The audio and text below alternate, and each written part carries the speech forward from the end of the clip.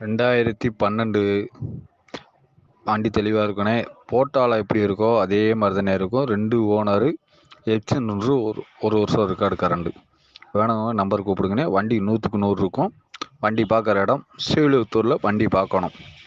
வண்டி யார் பார்ட்டிக்கு எந்த பார்ட்டிக்குனாலும் வண்டி பிடிக்கணே.